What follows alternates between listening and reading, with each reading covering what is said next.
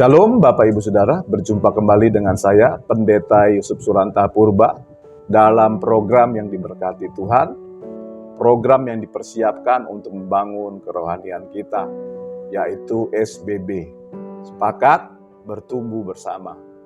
Puji Tuhan, hari ini kita masuk ke dalam episode ke-68. Kita akan membahas Mazmur pasal 64, ayat 1 sampai dengan ayat 11. Saya akan bacakan bagi kita. Untuk pemimpin biduan Mazmur Daud. Ya Allah, dengarlah suaraku pada waktu aku mengadu. Jagalah nyawaku terhadap musuh yang dahsyat.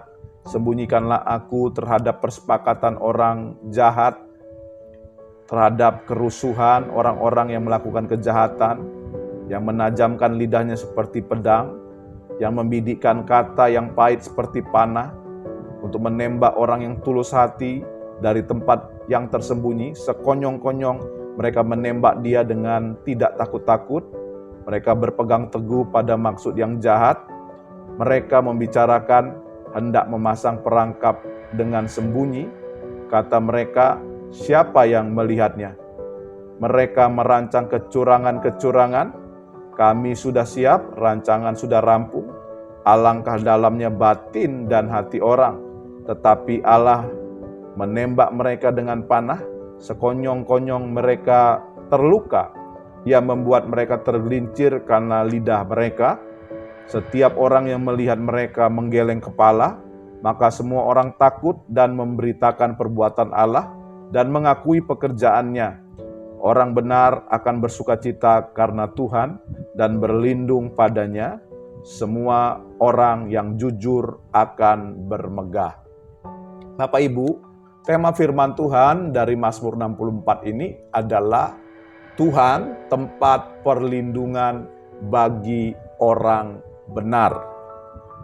Mazmur 64 dimulai dengan Daud menggambarkan tentang situasi yang rawan dari banyaknya masalah kehidupan dari orang benar. Dan yang menarik dan ini menguatkan Bapak Ibu Saudara saya secara pribadi adalah Daud mengakhiri Mazmur 64 ini dengan deklarasi keyakinan akan perlindungan Tuhan. Ini yang luar biasa. Betul, orang benar itu tidak luput dari masalah, bahkan banyak masalah. Tetapi kita harus punya keyakinan Tuhan adalah tempat perlindungan kita. Di bawah teror yang menakutkan, Daud menyadari bahwa pertolongan Tuhan tidak pernah terlambat. Serangan yang tersembunyi pun, yang dilancarkan secara tiba-tiba oleh musuh, oleh si jahat, oleh orang fasik, tidak akan pernah mendahului langkah penyelamatan yang dikerjakan Tuhan. Tuhan tidak terlambat untuk menolong. Yakinin itu, Bapak Ibu Saudara. Jadi serangan musuh yang tiba-tiba tidak pernah mendahului pertolongan Tuhan atas kita. Pertolongan Tuhan pasti lebih cepat. Itu keyakinan dari pemazmur. Itu keyakinan dari Daud. Ya, Daud yakin bahwa jerat yang dirancang orang fasik, bahkan dengan sangat sempurna, tidak akan berhasil menghancurkan orang benar. Kenapa? Karena Tuhan melindungi, menyembunyikan orang benar tersebut dari jerat yang dirancang oleh musuh secara tersembunyi. Tuhan akan menolong orang benar. Tuhan melindungi orang benar. Bahkan kejahatan yang dirancang oleh musuh menimpa musuh sendiri. Itu yang diyakinin oleh Daud.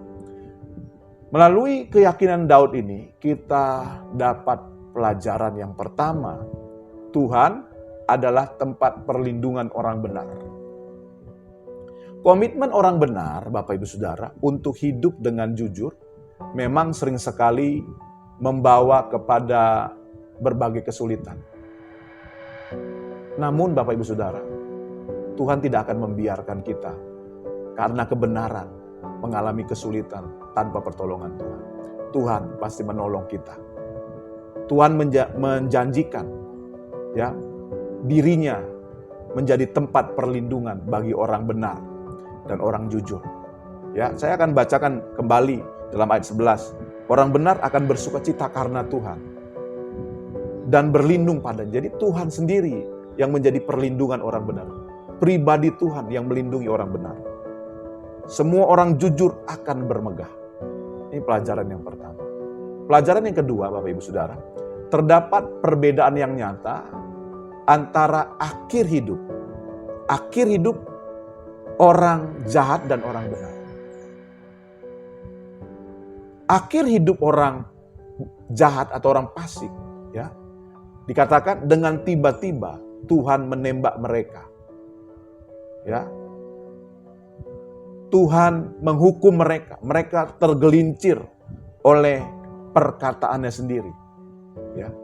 Jadi akhir hidup orang fasik atau orang jahat itu mengalami hukuman yang datang dari Tuhan. Walaupun kelihatannya baik-baik, ya, tunggu. Ada waktunya. Kalau nggak bertobat, Tuhan akan hukum. Tetapi akhir hidup orang benar, walaupun banyak masalah, walaupun banyak ancaman, akhir hidupnya mereka akan bersukacita dan bermegah karena Tuhan. Karena itu Bapak Ibu Saudara, tetaplah hidup benar. Karena akhir hidupmu akan mengalami kebaikan Tuhan. Akan bersukacita karena Tuhan. Akan bermegah karena Tuhan. Kau hidup jujur, takut Tuhan gak akan pernah sia-sia. Tidak akan pernah sia-sia. Nanti kita akan mengalami kebaikan Tuhan. Saya percaya kebaikan Tuhan bukan hanya nanti setelah kehidupan di bumi. Di bumi ini pun orang benar akan melihat dan mengalami kebaikan Tuhan. Kiranya kebenaran firman Tuhan ini memberkati kita. Seperti biasa di akhir program ini, izinkan saya berdoa bagi Bapak Ibu Saudara. Buat Bapak Ibu Saudara yang membutuhkan dukungan doa, taruh tangan kananmu di dadamu. Mari kita tunduk kepala, kita berdoa. Bapa, terima kasih buat firman-Mu yang mengajarkan kami bahwa Tuhan adalah perlindungan bagi orang benar. Kami percaya kepada firman-Mu. Apapun keadaan kami hari ini Tuhan, Kau menjadi tempat perlindungan kami. Hamba doa sekarang bagi umat-Mu yang menaruh tangan kanan mereka di dada mereka, menandakan mereka membutuhkan pertolongan Tuhan. Tuhan, jamah mereka. Tuhan, lawat mereka. Tuhan, buat mujizat dalam hidup mereka. Sembuhkan yang sakit, kuatkan yang lemah, hiburkan yang susah. Bahkan Tuhan, ampuni yang berdosa. Lepaskan yang berdosa. Masalah apapun yang mereka hadapi Tuhan, tolong dalam nama Yesus. Kami sudah berdoa, kami mengucap syukur. Haleluya. Amin.